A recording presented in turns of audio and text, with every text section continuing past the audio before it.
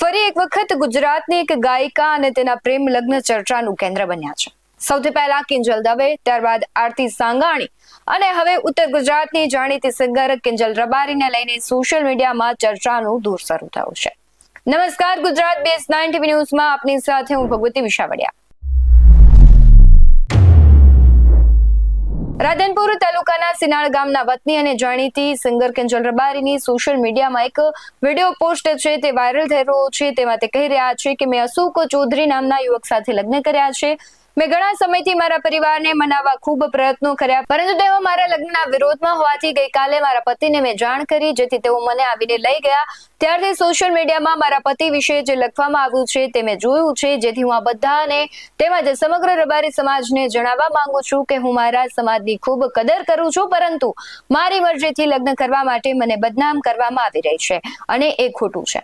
તેમણે વધુમાં પણ કહ્યું છે કે મને અને મારા પતિને જીવનું જોખમ છે, એટલા માટે મેં એડવોકેટનો સંપર્ક કર્યો છે અને મારા પોતાના જીવના જોખમ માટે પોલીસ પ્રોટેક્શન માંગવા કાયદેસરના પગલા લેવામાં આવ્યા છે. આ સમગ્ર બાબતને લઈને તેમણે સોશિયલ મીડિયામાં જે વિડીયો મૂક્યો છે, સૌથી પહેલા તેના પર નજર કરીએ. હું કિંજલ રબારી, ગામ સિનાળ, તાલુકો રાધનપુર. હું એક પ્રોફેશનલ સિંગર છું.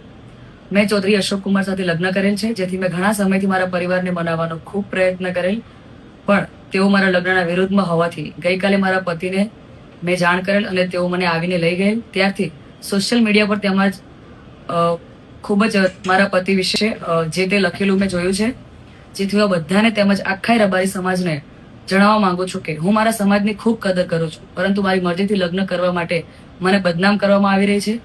એ ખોટું છે. મને તેમજ મારા પતિને જીવનું જોખમ છે, એટલે મેં એડવોકેટનો સંપર્ક કરી અને તેમજ મારા પતિના જીવના જોખમ માટે પોલીસ પ્રોટેક્શન માંગવા કાયદેસરના પગલા લીધેલ છે, જેથી મારા લગ્નને લઈને કોઈ પણ અફવા કે વાતો ફેલાવવી નહીં.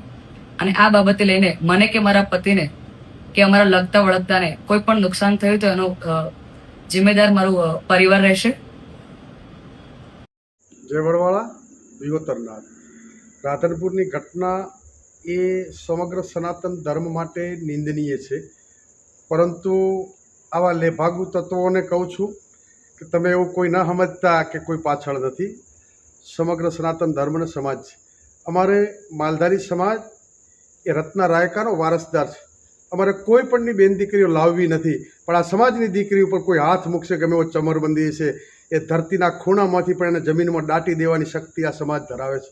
એટલે મહેરબાની કરીને જ્યાં હોય ત્યાંથી સરેન્ડર થઈ જાય, નહીતર જો આ સૂતા સાપોને જગાડવાનું કામ કરો છો, દુનિયાના પડમાં પણ ક્યાંય નહીં રહી શકો. દુનિયામાં મને કોઈ તાકાત નથી કોઈ ત્યાં સંતાડી શકે. એટલે મહેરબાની કરીને ચેતવણી. બાકી અમને કઈ રીતે તમને લાવવા અને કઈ રીતે શું કરવું એ આ સમાજ જાણે છે.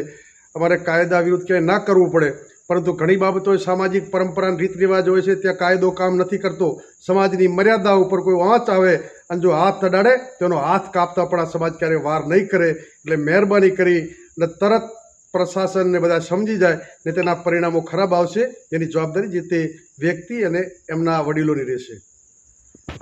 સૌથી પહેલા કિંજલ દવે અને તેના વિરોધમાં બ્રહ્મ સમાજ મેદાને ઉતર્યો હતો. ત્યારબાદ સુરતની પાટીદાર ગાયિકા આરતી સાંગાણી અને તેમણે પણ પ્રેમ લગ્ન કર્યા અને પાટીદાર સમાજમાં ભારે ઉહાપો જોવા મળ્યો.